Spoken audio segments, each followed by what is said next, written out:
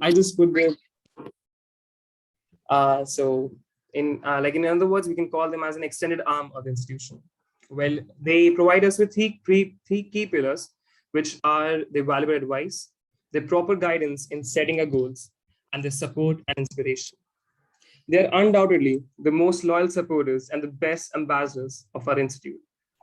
So today's talk will provide everyone here with an opportunity to learn and meet, though virtually, with such an alumni who has reached heights in his career and made us at IIIT-Delhi proud. I would like to introduce you all Mr. Raghav Sehgal, who is a 2016 AC graduate who is currently in one of the most prestigious institutions of not only in the US, but in the entire world. He is currently pursuing his Ph.D. from the Yale University. So hi Raghav, over to you. How are you doing? And how do you feel to be back here and interact, though virtually, with the students of IIIT-Delhi? No, it's always fun, I would say, to talk with IIIT students. I had some of my greatest years at IIIT, so just kind of talking to you guys helps me relive some of my best years. So, okay, let's start. So thank you for that introduction, Samad. Thank you for having me. I'll try to keep this talk as informal as possible. So you guys should intervene, ask questions. If you're comfortable, switch on your cameras. I'd like to see faces. It's always nice to talk to faces rather than just names on a Zoom tag. So I started my undergrad actually in 2012. So what I'll do is I think it'll be nice to just quickly give you guys like a brief about how I landed where I landed. But maybe first I'll start with what I'm doing right now. So I am a PhD student at Yale. I in computational biology, but more specifically, I study human aging. And if I was to put it in completely layman terms, what I try to do is I build computational models to predict how and when a person is going to die. And so I know that sounds very bleak and dark, but I can tell you it's a very, very interesting field. I use a lot of large omic data sets and a lot of sort of machine learning approaches to do this kind of stuff. And I'm also looking forward to sort of getting some of this stuff commercialized. So I've been lucky enough that this project has figured out and garnered a lot of interest from industry. And hopefully it might get licensed by some biopharma companies in the future. So yeah, that's what I'm doing right now.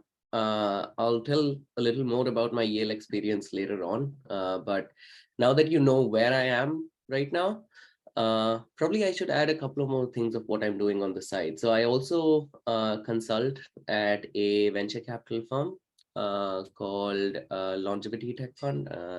I act as a scientific advisor in telling them about which companies they should be investing in and evaluating companies. I am also starting to consult as as an advisor at another biopharma company, helping them build biomarkers of aging. So I also kind of keep on doing some things on the side that keep me busy other than my PhD.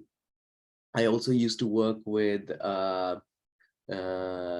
Yale Ventures, which is Yale's office of technology transfer and sort of startup initiatives, and helping them essentially figure out which particular technologies are worth investing in and spending their time on.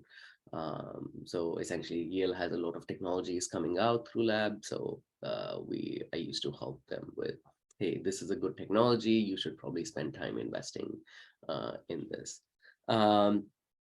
So yeah, I do a lot of that kind of stuff as well, other than as part of my PhD, or on the side of my PhD. But it all started way back in 2012 when I joined IIIT. And I'll be honest, I could not think in my wildest dreams that I would be at the place that I am right now. Uh, when I joined IIIT, I, like many of my colleagues back then, my friends back then, had a very clear image of what an engineering degree would look like for me. And I thought that I'd do an engineering degree, I will graduate, get a job, maybe work for a couple of years, then I might, you know, probably go for an MBA or something like that, you know, the coveted BTech plus MBA combination, like every other person would do. And I thought that that'd be perfect for me when I was starting out my undergrad. Life had very different plans. I actually started when I started out my undergrad in 2012. We had the campus in which is now in Govindpuri had just opened, so we were the first batch that actually sat in that campus. I remember, like, literally the seats were being installed the day our classes started. So I have seen that campus literally grow from nothing to this really nice, beautiful campus you guys have now.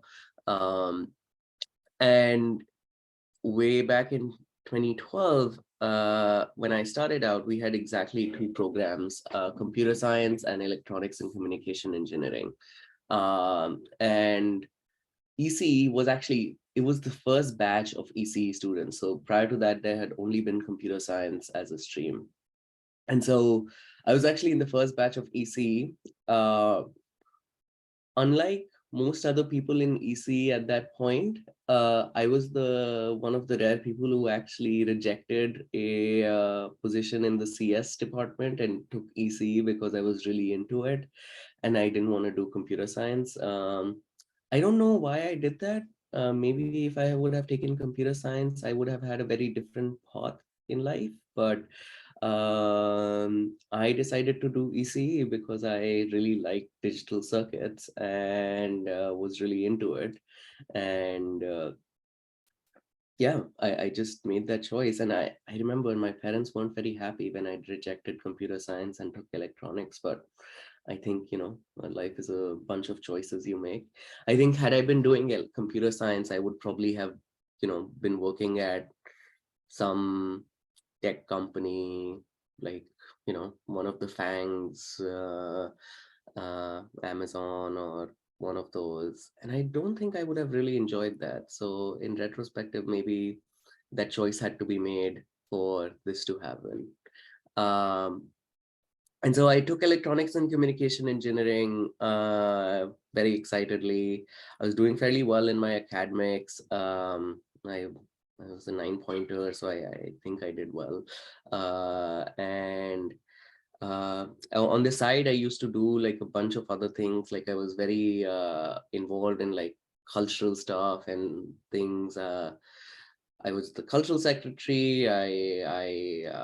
I also was in the organizing committee of SIA 1 year.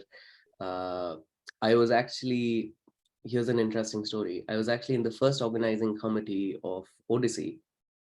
Uh, and another interesting story. Uh, Odyssey was never meant to be the name of the fest. It was meant to be the theme of the fest, because it was, and so the whole story goes that, so I was in the organizing committee. My responsibility was, I was head of all events, so I was essentially had to manage, I was the creative head. I had to manage all the how the events were being planned, what events are going to happen, as well as manage the generally you know, the theme of the festival. And so when we came up with the theme, we thought Odyssey was a pretty nice theme, because, you know, you're going on this odyssey, as in like we're traveling into the void. We don't know how this fest is going to look like. It's the first time we're organizing a cultural fest at IIIT, so that's why it was called Odyssey. But then the name Odyssey stuck. It was a really nice name, and which is why the theme of the fest eventually transformed into the actual name of the fest. And so Odyssey was just supposed to be the theme for that year, and now it's, the name of the fest. I hope it's still Odyssey. I don't know. Is it still Odyssey? Is it? Okay, Yes, sir. good. Still Odyssey.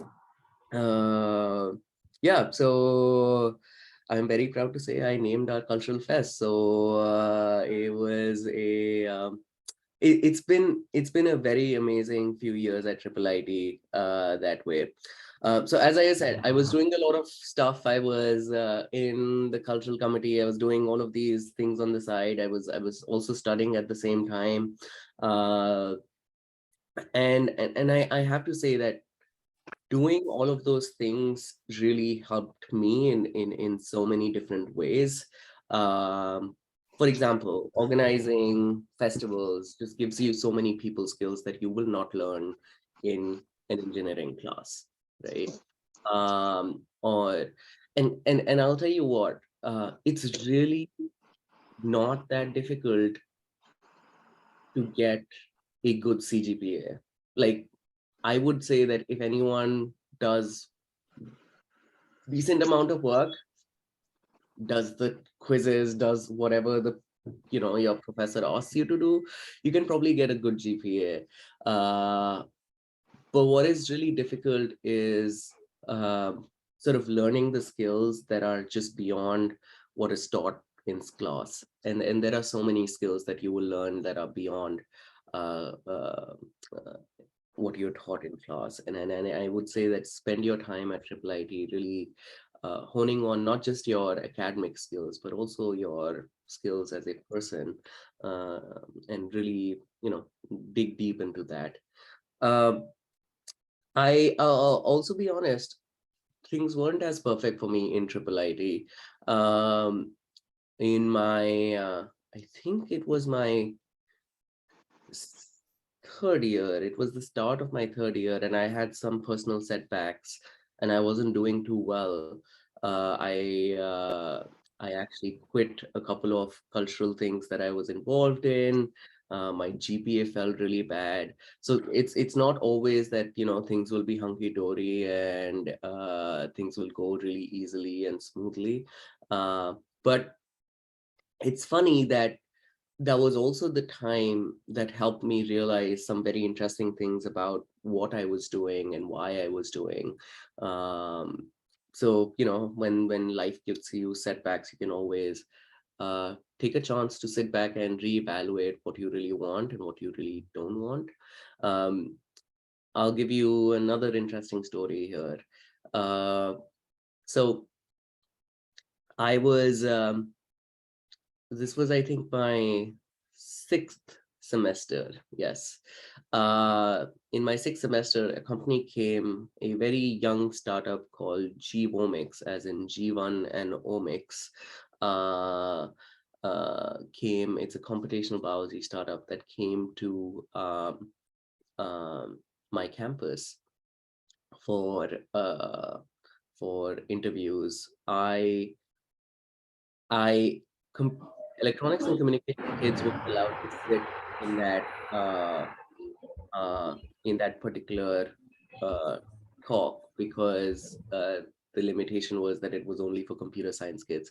So I actually fought with Rashmal ma'am to sit in that particular this thing because I really wanted. I was always kind of interested in biology, and I thought this was a very cool company doing like this really cool stuff, and I was like, hey, I really want to sit in this. And I fought with Rashmal ma'am and said that, hey, I wanna sit with this company. um, and I attended that talk, and when they were talking, I was listening very intently. I was asking questions, all of that kind of stuff. And then there was a computer science test that had to be given, and I failed the computer science test actually. um, as chance would be, um, I failed the computer science test. I did not qualify. And so I don't know if this is the same way right now, but the student council's office used to be on the fifth floor of the old academic building. You know which one I'm talking about? And so the Students' Council office used to be at the 5th floor there. And right across that used to be a bunch of rooms where the interviews would take place. So I was in a student council meeting, getting out when I saw a bunch of my friends, prepping for this interview for this company. And I just went to say hi to them, wish them best of luck. Um, and one of the co-founders of the company walks out and he starts gathering people for the process. Uh, and then he calls upon me and he was like, wait, are you here for the process? I'm like, no, I'm just like saying hi to my friends. And he says, wait. And he goes in, and then a few minutes back, I think Rashmi ma'am comes out, or her secretary comes out, saying that I'm suddenly in the process. And I was like, wait, what happened? I didn't even pass the computer science test, and they were like, they want you to sit in the process. Uh, and I actually got that internship. I interviewed with them and I got the internship. I beat a bunch of really smart computer science people, which I was pretty surprised by. Um, and here's the funny thing. The reason I got that internship was not because I had really good skills in computer science. It was only because I showed interest in that presentation. So much later, I was told that, hey, you were showing a lot of interest in the presentation that we guys gave. And that is why we felt that you'd be a good fit and we will be able to teach you the computer science part. Um, and they did actually teach me the computer science part. In during part of that internship, I took part in what is called a Dream Kit Challenge. It's like a pretty big global challenge solving an open problem, and we actually came second worldwide in that competition, beating teams at Ivy League colleges like mine.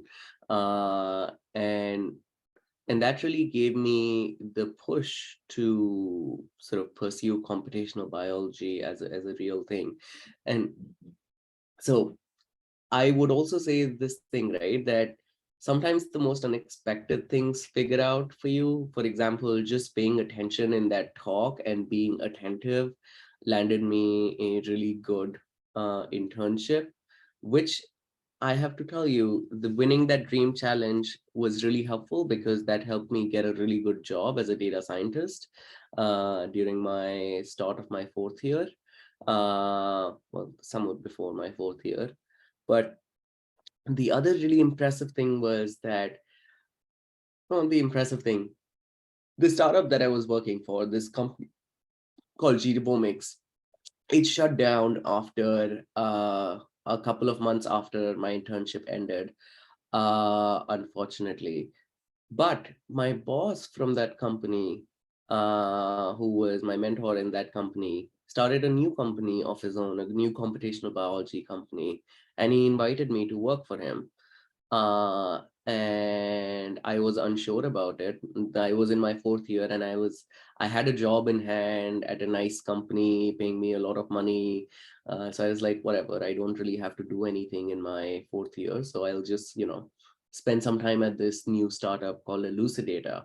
And so I was like the third person in the team. So I was really early on, and I was like the first data scientist that they had on the team. Um, and this computational biology company, I remember I wasn't sure about it.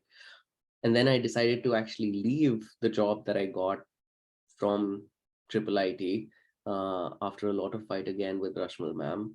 Don't tell Rashmal ma'am I told you guys this thing. You shouldn't be doing any of the stuff that I did. But if you really want something, you can ask for it. That's what I'm telling you. And I fought with Rashmal ma'am a little bit, and I took this job at this really young startup called Elucidator instead of going to my fancy job, which I got from IIIT.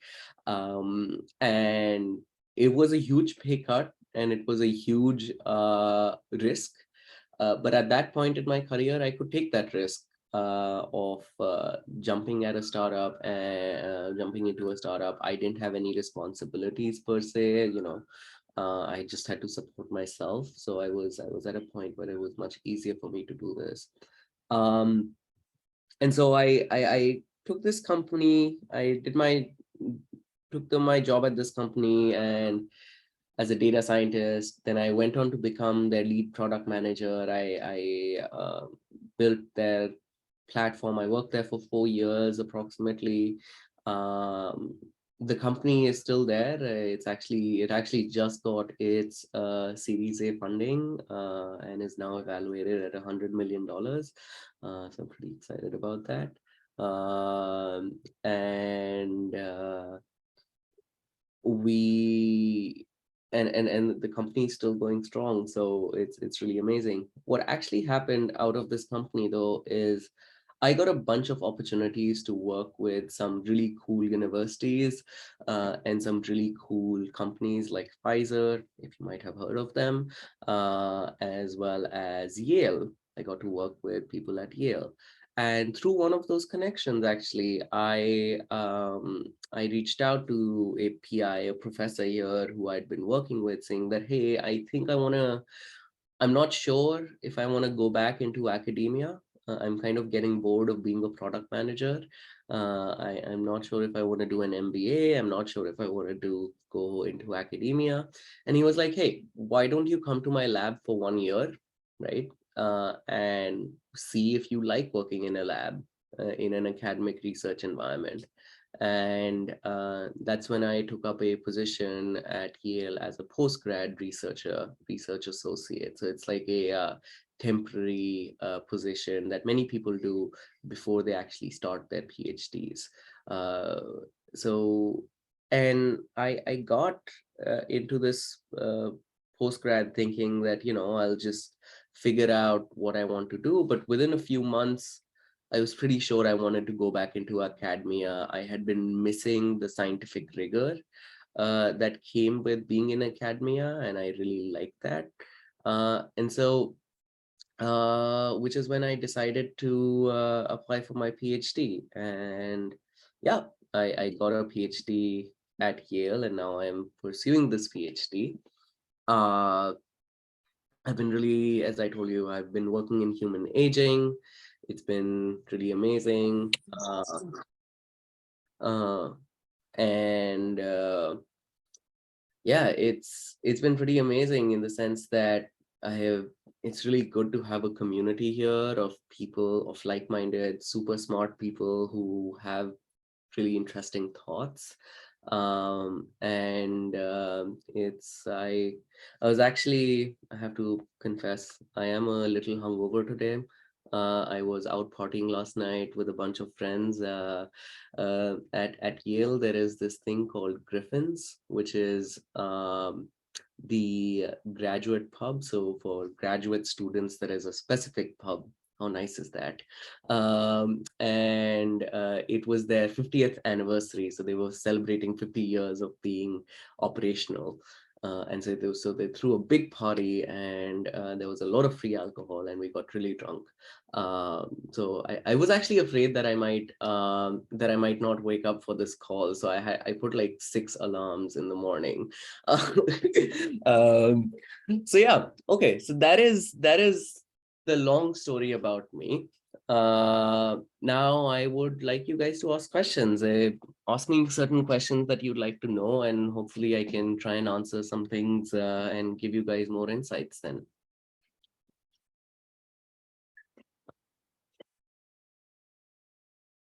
Any questions?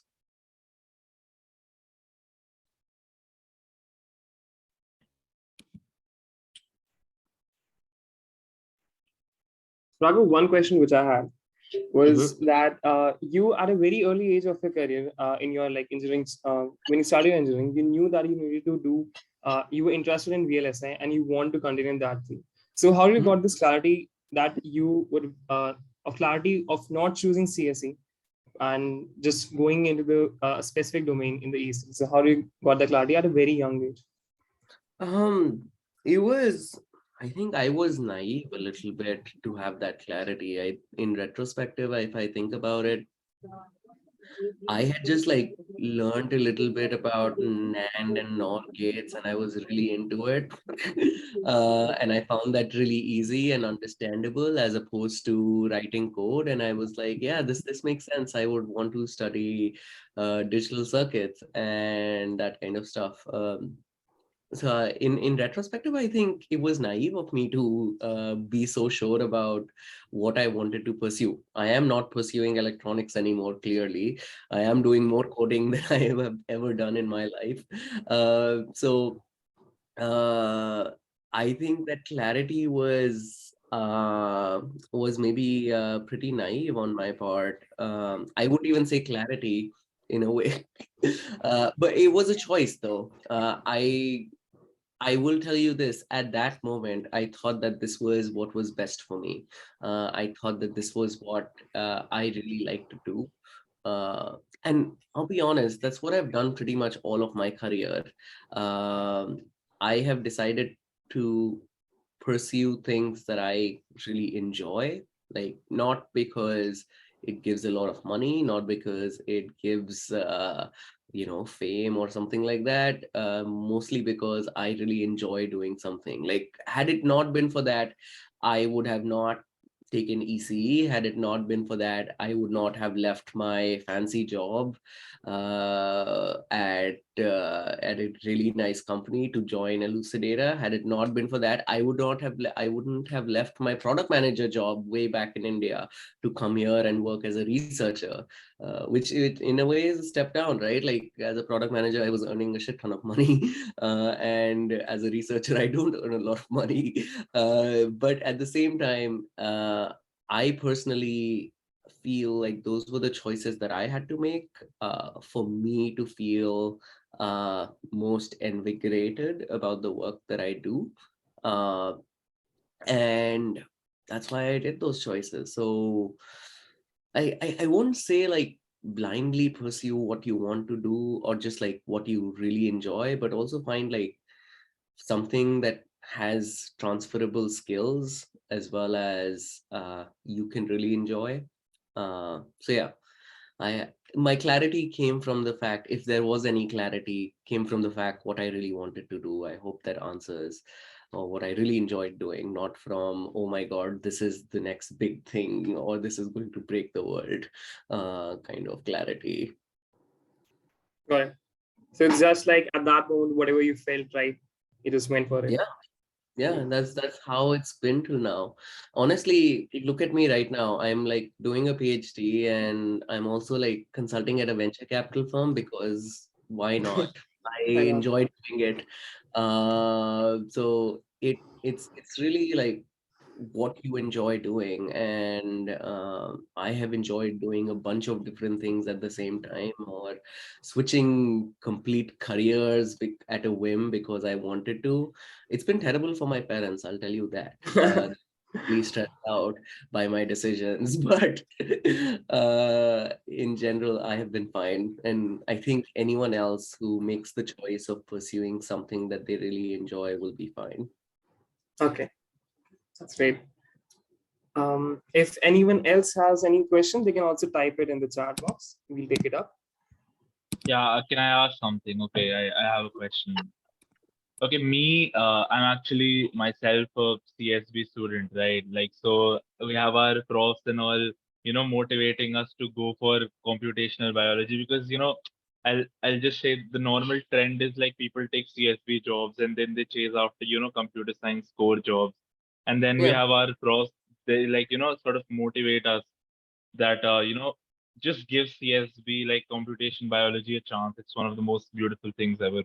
And because of that, we have many students who sort of switch, and it's a very sort of a low percentage, but they sort of switch in mostly, like I've heard through like our alumni network and stuff. It's a huge success for them.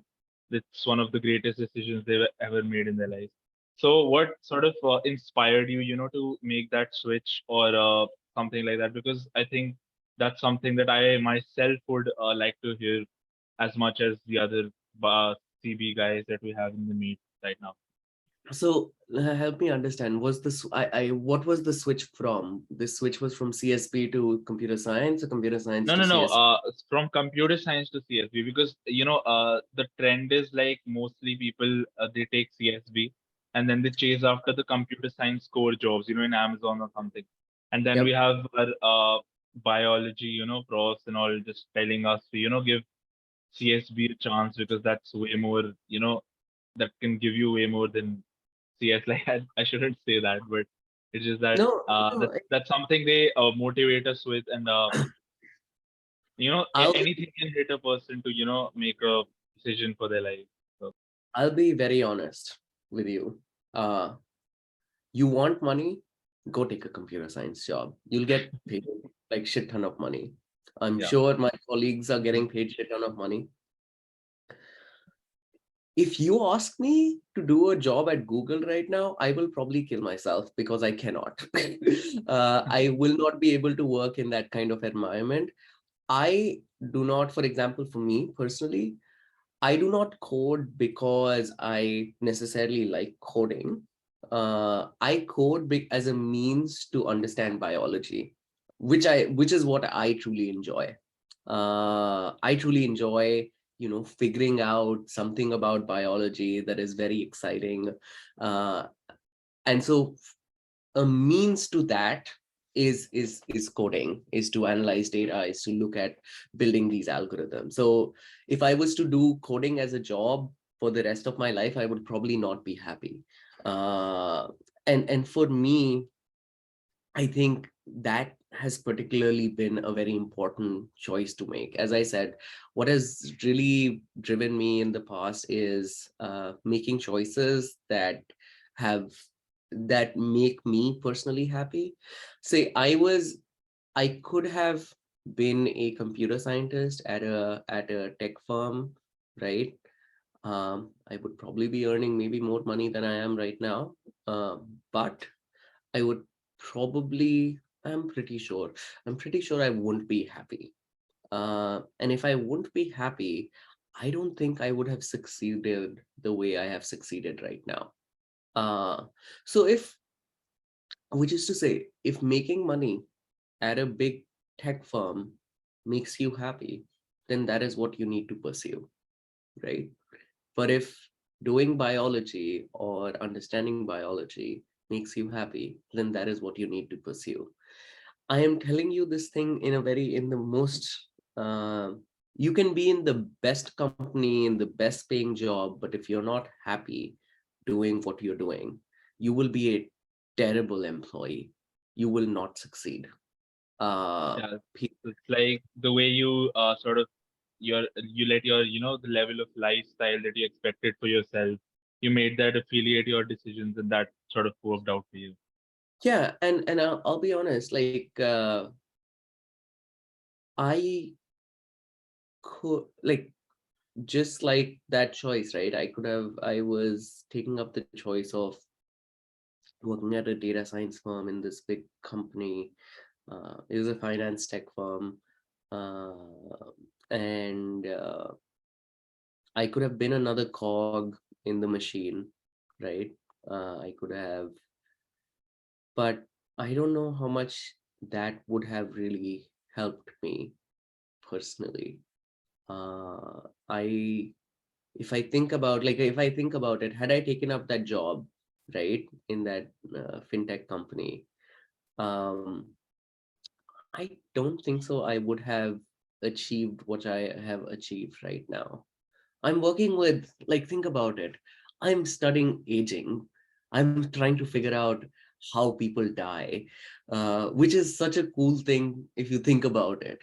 Uh, and and I genuinely love what I do, and I feel happy about it. And that helps me to achieve even more than I could have achieved ever in my life.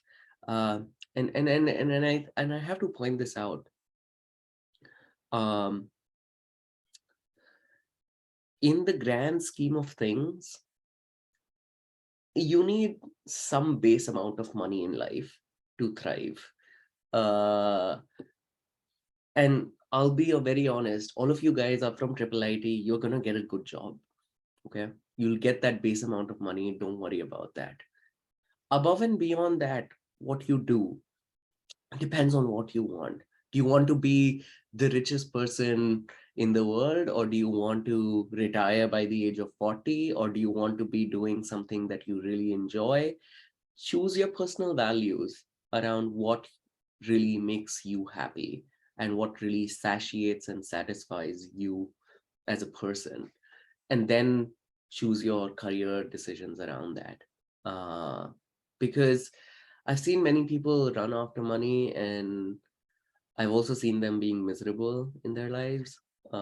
So the last thing I would want any one of you to be is miserable because you ran after money. Thank you so much. That sums it up pretty nicely. I think we have a question in the chat. Mhm. Hi, I'm an MTech PhD student. I'm looking for PhD in US. Can you tell me what skills or what else like publication or what a professor looks in a student for take him or in its lab as a graduate student? Also in interview, what kind of questions they asked you? What should I prepare the most? Okay, lots of things to answer here. Um, what kind of skills? I transition from industry to a, okay, so there's a different question. So yeah, so what kind of skills? I don't I don't know what a generic answer to that one, because every professor has their own sort of needs on the type of skills they need. I can tell you what skills I had. So I knew how to code just decently well enough to run a couple of algorithms.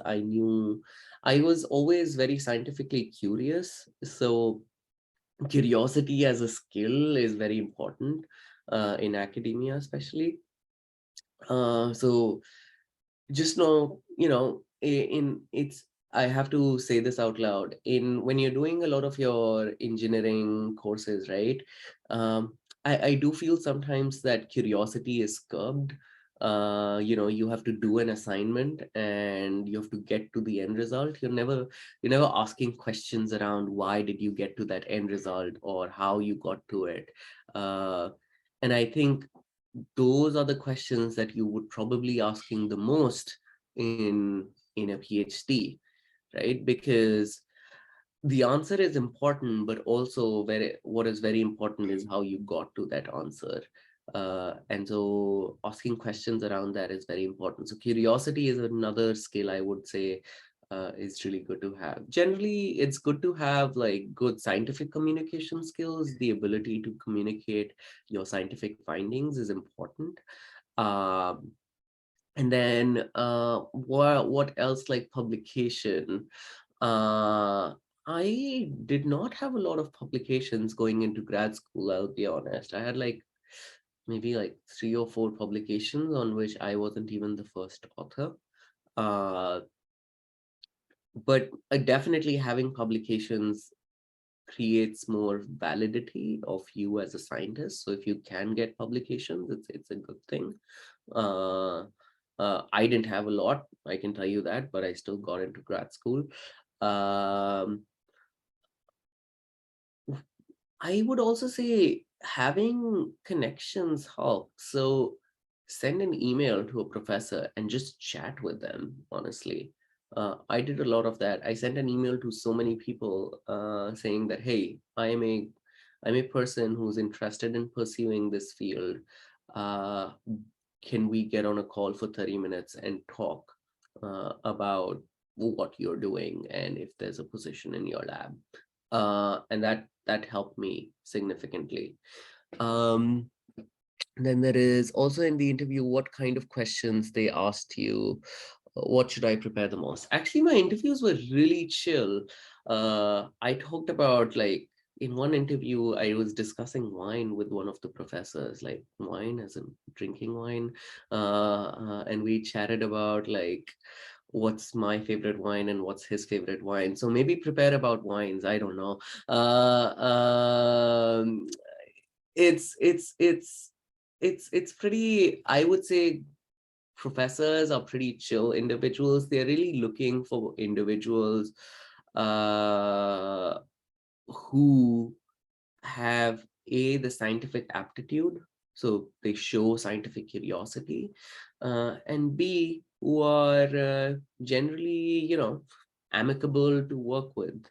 And those are the kind of skills that you should highlight. They'd probably not ask you any questions about, exactly like, tell me this formula or something like that. They would probably ask you about, tell me a past project that you have worked on, or thought research you have worked on, and that'd be more kind of what they'd be asking you. I got another direct message. Saying that transition from industry to academia, was it difficult to adjust into that ecosystem in the initial few months, and how did I cope with it? So actually, transition from industry to academia was not that bad. I'll be honest. I was working at a startup, and at a startup, you work 80 hours, 100 hours a week. That is very common. So when I came to academia, I was working 40 hours a week. I had too much time on my hand.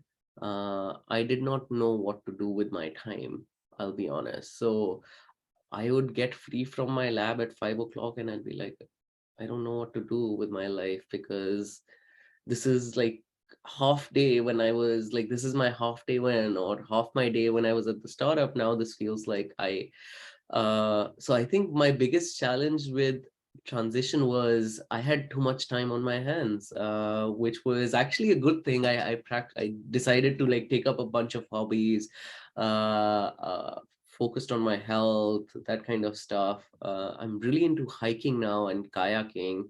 So I try. Have you guys kayaked? It's like you row your boat on the water. It's really fun.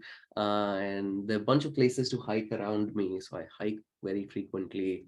Uh, so that was one very difficult transition. I think the other really difficult transition, in my opinion, is, and this took me some time to get accustomed to, was as I was saying, in industry, the end goal is the answer, right? By whatever means you need to get to the answer, and things have to turn around very fast.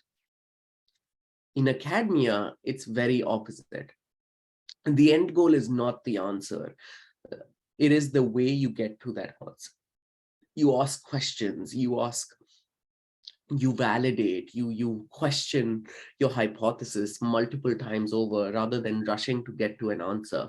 And that is very different. And it took me some time to realize that, scientific methods are very rigorous, and science is very rigorous, and you have to work in that rigorous manner, instead of just, rushing to things and just getting out your publication or getting out that result that you want. So yeah, I think that was the other thing that took me some time to get accustomed to. Other than that, academia and industry aren't that different.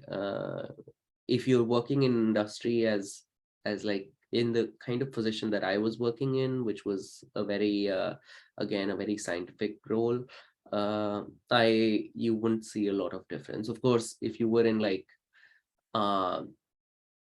something like a tech company where you had like, I don't know if you guys know what Jira is yet, but Jira tickets are essentially, how you get your the bugs that you have to solve. Work will not be as structured in academia. Work is, you are your own boss. I work from home, for example. This is where I work from. I sit here all day, every day, and I have to motivate myself to finish my PhD. No one's going to come and do my PhD for me, or no one's going to come and tell me that you have this bug to fix or this task to do. It's all on me. Unlike industry where you have a manager and who's sitting on your head and telling you, hey, do this, do that, you'll probably not have that in academia. Daksh asks, Did my GPA matter while applying? Do graduate students also get to live in residential colleges? How good is Yale engineering? Did my GPA matter? Probably not. Um, Again, like, don't have like a shit GPA. Like, don't get like 5 out of 10 on the scale and like then expect to get into like some fancy ass college. Get a decent GPA, like a 7 and 8. That is reasonable. I'm sure you can get into any college after that. And honestly, as I said, what people are looking for is scientific aptitude, and that is rarely measured by GPA or GRE scores and stuff like that. That is actually genuinely measured by people being curious. And so GPA, in my opinion, rarely matters. At least at Yale, I have not seen anyone being biased or not being selected because they had a mediocre GPA. But so you should be fine if you have like anything between like a 7 or an 8. Or anything above is always great. Do you graduate students also get to live in residential colleges? Sometimes, yes, you can apply to become an RA, which is like a residential college assistant, and you can live at residential colleges. You can live at dorms. Actually, one of my friends here lives at one of the graduate dorms, and she throws like the best parties ever, honestly, though. How good is Yale engineering? Yale engineering is good. I would say Yale School of Medicine. Again, so here's the thing. In when it comes to graduate programs, Yale is structured in a very interesting way. So there's the Yale School of Engineering, and then there is the Graduate School of Arts and Sciences. So the Yale School of Engineering gives its own degrees, and then the Graduate School of Art Sciences gives its own degrees. So, for example, I am associated with the Graduate School of Arts and Sciences. Though technically I work at the Yale School of Medicine, because that is where my lab is, that is where my research is. So, and again, with the School of Engineering, you have a separate entity of its own. I can tell you Yale GSAS, or Graduate School of Arts and Sciences, is very well known, and so is the Yale School of Medicine. I am not much aware about the Yale School of Engineering and Applied Sciences. Yale, yeah, CS, that's what SEAS, yeah, School of Engineering and Applied Sciences. I have not interacted with a lot of people from there, but it's Yale. You'll probably it's good. I'm guessing they have a lot of money. They can kind of do whatever kind of research that they want. Go on online and check these. You have a bunch of leaderboards about which school is best and what. But yeah, if you are probably applying, again, Daksh, I don't know in which field you're in, and which field you're planning to apply in, but depending on which field you're applying in, you might actually be eligible to apply both in Graduate School of Arts and Sciences and the School of Engineering.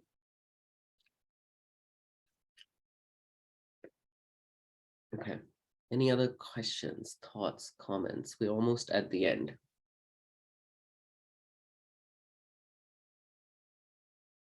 Okay, I got another one. Dinesh. Hi, Raghav. I'm a pre-doc researcher at TCS Research, working in the life sciences domain. I'm learning a lot about industrial research here, but since it's a big organization and a lot of hierarchy, so publishing a research paper takes a lot of time, as it has to be passed by senior people in the organization. So these scientists expect the work to be at another level to get it published, which is not possible in short period of time. So if applying for a PhD without any publication regarding the same work, how can I handle that? That is a very good question. I'll be honest, it's good to have publications. It definitely ups your chances of getting into a PhD. Unfortunately, I don't know if I have a work around that. Maybe you can try reaching out to professors.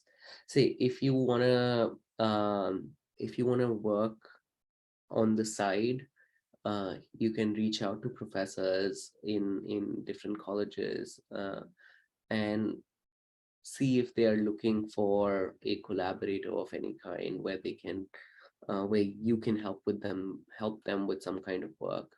Uh, and they might be willing to take your help and hopefully get you on a publication, and that way you can bypass some of uh, the challenges that you're facing right now in your organization and work externally with someone to get a publication out. um, Unfortunately, I don't have an answer to what might be the best way within your organization. I'm sorry about that. Okay. Um, Anything else you guys have? If not, maybe we should wrap up the session. Sure. I think like one more question which I got was that talking in the similar terms, like going into the industry area or the research area. The question was that what advantages and what disadvantages does a person going to the research side after X number of work experience, and a person going directly after their bachelor's, what are the disadvantage and advantage that person has? Okay. That's actually a very good question. Again, I cannot answer this from both sides because I've not experienced both sides. I've experienced one of them. I can tell you the pros of coming into academia after being in industry. And I think, in my opinion, the biggest pro of coming to academia after being in industry is that you know how industry works, and if your goal is eventually to go back into industry after academia, and academia is a stepping stone for you, uh, you, in a very targeted manner, you can focus on your graduate studies. Like I knew I wanted to start something of my own or go into, generally a certain entrepreneurial environment after my PhD. So I have focused to choose labs or do research that will enable me to do that. So in a lot of ways, it makes, because graduate school can be this place which is really confusing. Imagine coming out of your undergrad where you have been told what to do all throughout. Your courses are planned, your assignments are planned, and suddenly you're in grad school and you have nothing planned. No one's telling you what to do. You have to do everything by yourself. Uh, so you need to have a lot of structure and you need to be focused on your goals during a graduate program. Uh, I have personally felt that being in industry allowed me to know exactly what my goals were that I want out of this PhD. And that way it has enabled me to structure my PhD in a way that is very goal oriented. And I do see a lot of people struggling who are right out of their undergrad, who joined grad school. They're kind of lost. They don't know what they're doing. It takes them time to get adjusted to graduate life. And so, yeah, it can be challenging for people right out of undergrad because they've Okay. never experienced this environment. So like after getting the industry experience, you get the goal which you want to work towards, and then you can in your PhD or in a master's, you can actually develop those skills which are going to help you reach that goal. Am I right? Exactly. Yeah. Okay. Yeah. Okay. And does anyone else has any questions? I'll just ask one more question. We'll conclude. Just wait for. I hope there are no. I guess there are no other questions. So like one question was that what are the three things that you think you had which got you into Yale, and the other person who are along you who had also applied in the same year as yours, got them rejected and you were selected? So like what are three things you think the Yale said that this is the person we want, and not the others who also applied along you in the same year? Yeah. Has anyone watched Kabhi Khushi Kabhi Gum? I think yes. I think most of Who goes like good looks, good looks, good looks? No. I'm kidding. No. I think a couple of points that I said were academic curiosity. I think I actively showed that I was academically curious, and I wanted to pursue this. Again, having a structured idea of what I wanted out of my PhD enabled me to communicate to the people I was interviewing with that, hey, this is why I want to do a PhD. And these are my goals out of this PhD, which is impressive because these people are looking for individuals who have a plan of not just getting into a PhD, but also getting out of a PhD.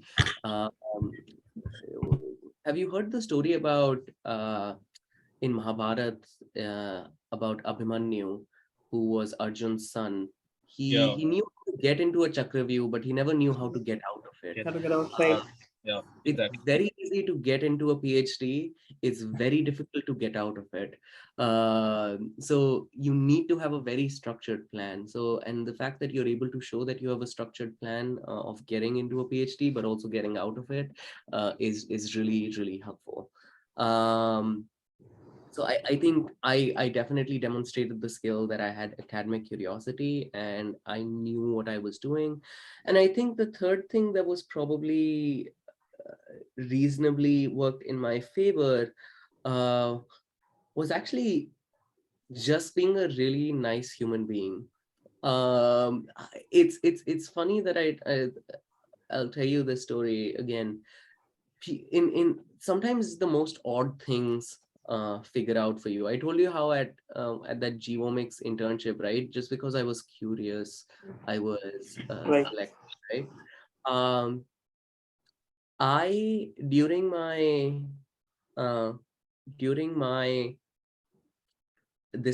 my PhD interviews, there was another candidate who was interviewing with me, and I'll tell you two stories actually. There was another candidate interviewing with me. Her name is Gretchen. She's a very good friend. She is actually at Yale as well with me. She came out of an interview a little flabbergasted. She was worried that her interview didn't go well, and I was like, "You were gonna be fine." And uh, she said that that was one of the nicest things someone else had said at the program, and that's why she decided to come to the program because someone was nice to her. And another related story is another guy was at my program interview and he made a joke on someone's name. And that was a terrible thing to do. And sure, the person's name might have been funny, but it's not something you should be doing anyway. And I think that person, he was a really smart person. I think he just didn't get selected because he made that joke. Uh, and so sometimes just being a nice person goes a really long way. So I don't know, maybe it was my good looks, maybe it was all these three things.